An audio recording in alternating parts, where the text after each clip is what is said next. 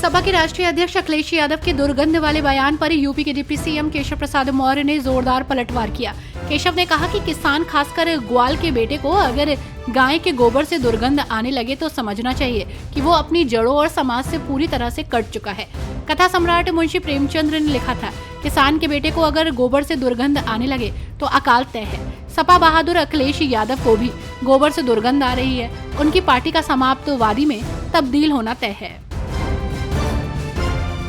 उत्तर प्रदेश में अब ईद की नमाज को लेकर सियासी तनाव बढ़ता जा रहा है। चैत्र नवरात्र से पहले एक पक्ष के द्वारा सड़क पर ईद की नमाज का विरोध किया जा रहा है, जिस पर दूसरे पक्ष ने आपत्ति जताई। पूरे विवाद की शुरुआत संभल से हुई, जहां पीस कमेटी की बैठक में फैसला लिया गया कि ईद की नमाज सड़क और घरों की छत पर न पढ़ी जाए, जिस पर संभल से सपा सांसद जियाउर रहमान बर्क ने सवाल उठाए। उन्होंने संभल सीओ अनुज चौधरी के सेवैया और गुजिया वाले बयान पर भी आपत्ति जताई और कहा कि उन्हें नेता बनने का शौक चढ़ रहा है।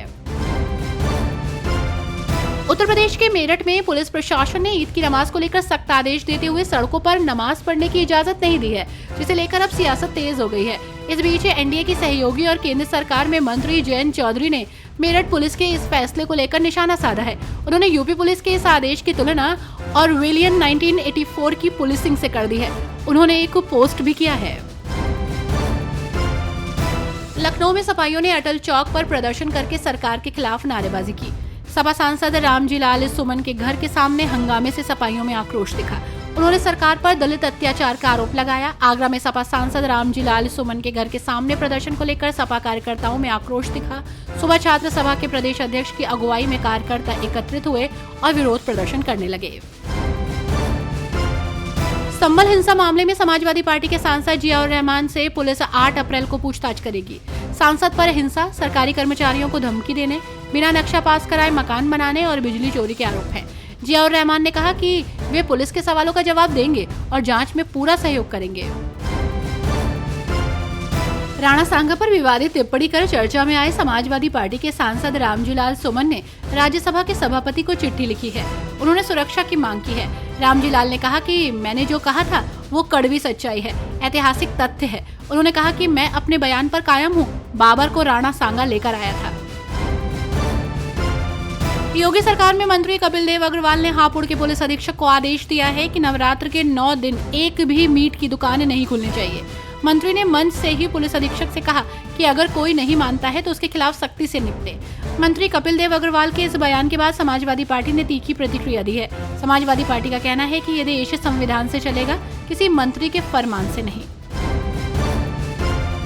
सीएम योगी आदित्यनाथ के डीएमके पर निशाना साधने के बयान पर तमिलनाडु के मुख्यमंत्री एमके स्टालिन ने पलटवार किया है।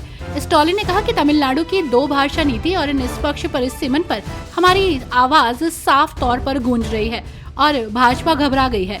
उन्होंने योगी आदित्यनाथ को नफरत पर लेक्चर देने से मना करते हुए इसे राजनीतिक ब्लैक कॉमेडी बताया।